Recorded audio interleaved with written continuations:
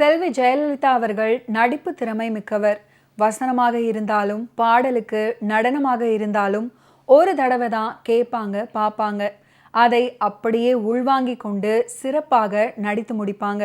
அந்த சக்தி அவங்களுக்கு இயல்பாகவே இருந்துச்சு.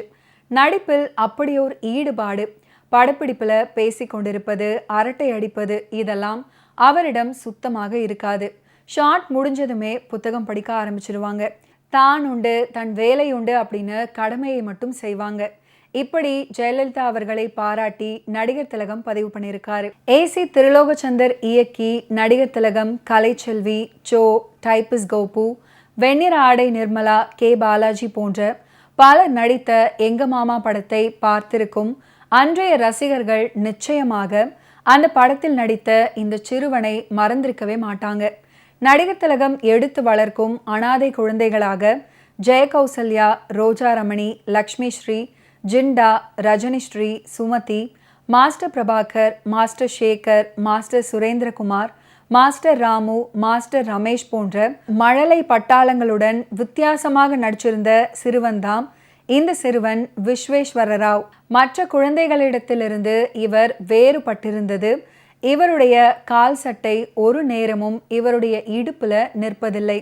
ஒரு காக்கி வண்ணத்திலான கால் சட்டையுமாகவே பெரும்பாலும் வரும் இவர் நழுவி நழுவி செல்லும் கால் சட்டையை இரு கைகளாலேயும் மேலே மேலே இழுத்திழுத்து வைத்துக்கொண்டு திக்கி திக்கி பேசிக்கொண்டே தோன்றுவார். பேச்சு வராமல் நாக்கை வலது வாயில் வெளிப்புறமாக தள்ளிக்கொண்டே வருவார். அப்போது இவர் சில வேளைகளில் சொல்ல வந்ததை சொல்ல முடியாது திணறும்போது நடிகர் திலகம் இந்த சிறுவனின் தலையில் லேசாக ஒரு தட்டு தட்டிவிட்டு அந்த வார்த்தையை சொல்லி முடிப்பார்.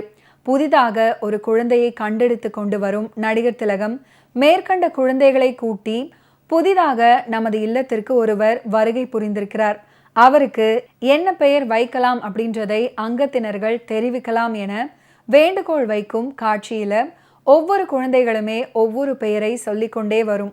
அந்த வரிசையில் இவர் அந்த குழந்தைக்கு ஒரு பெயரை சொல்லும் போதே திரையரங்கே சிரிப்பினால் அதிரும். அப்படி ஒரு மறக்க முடியாத பால்ய நடிகர் மாஸ்டர் விஸ்வேஸ்வர ராவ். இந்த திரைப்படத்தில் 14 குழந்தைகளுடன் நடிச்சிருந்தாரு சிவாஜி அவர்கள். இந்த படத்தின் படப்பிடிப்பின் போது நடந்த சம்பவம் குறித்து பேட்டி ஒன்றில் சிவாஜி அவர்கள் சொல்லியிருக்காரு. இது தொடர்பாக சிவாஜி அவர்கள் அளித்த பேட்டியில, ஒரு குழந்தையுடன் நடிப்பதே கடினம், நீங்கள் எப்படி 14 குழந்தைகளுடன் நடிச்சீங்க அப்படின்னு கேள்வி கேட்கப்பட்டது. அதற்கு பதிலளித்த சிவாஜி அவர்கள், யாராக இருந்தாலும் குழந்தைகளுடன் நடிப்பது மிகவும் கடினம், இரத்த கொதிப்பே வந்துவிடும். நீங்கள் சொன்ன எங்க மாமா படத்துல குழந்தைகளை வைத்து கொண்டு ஜெயிண்ட் வீல்ல அமர்ந்து சுற்றி வர வேண்டும். அப்போது சுற்றி மேலே வரும்போது என்னுடன் ராமு அப்படின்ற சிறுவன் நடிச்சிருந்தாரு. என்னுடன் அமர்ந்திருந்த அந்த சிறுவன் நான் அமர்ந்திருந்த இருக்கையின் தாழ்பாலை கழட்டி விட்டு விட்டார். நாங்கள் 2 பேருமே கீழே விழுந்து உயிரிழந்திருக்க வேண்டியது. நல்ல வேளை, இறைவன் அருளால் அந்த குழந்தையை பிடித்து கொண்டு தொட்டிலையும் பிடித்து கொண்டு தப்பித்து வந்தேன். இப்படியெல்லாம் பல சம்பவங்கள் நடக்கும் அப்படின்னு சொல்லியிருக்காரு. எம்ஜிஆர், சிவாஜி இவங்க 2 பேருக்கும் அவங்களுடைய பாவனைக்கு பொருந்தும் வண்ணம் பாடகர் TM சௌந்தரராஜன் பின்னணி பாடுவது அவருடைய தனித்திறமை அப்படின்னு சொல்லப்பட்டாலும் 2 நடிகர்களுக்கும் பாடல்களை மெட்டமைத்து இசைக்கோவை சேர்க்கும் முறையிலேயே நுண்ணிய வித்தியாசங்களை கடைபிடித்த மெல்லிசை மன்னரின் மேலான திறமையும் அதற்கு ஒரு முக்கிய காரணம். இதற்கு உதாரணமாக எங்க மாமா திரைப்படத்துல என்னங்க சொல்லுங்க பாடலை போல ஆச்சரியமூட்டும் தாள நடைகள் கொண்ட பல பாடல்களை குறிப்பிடலாம். நடிகர் திலகத்துக்கும் ஜெயலலிதாவுக்கும் டூயட் பாடல் என்னங்க சொல்லுங்க இப்பவோ எப்பவோ. ஓகே வியூவர்ஸ், இன்னைக்கு நிகழ்ச்சியில் நடிகர் திலகம் சிவாஜி கணேசன் அவர்களுடைய ஃபிலிம் கெரியரில் நடந்த பல இன்ட்ரெஸ்டிங்கான விஷயங்களை நீங்கள் பார்த்து தெரிஞ்சிருப்பீங்க.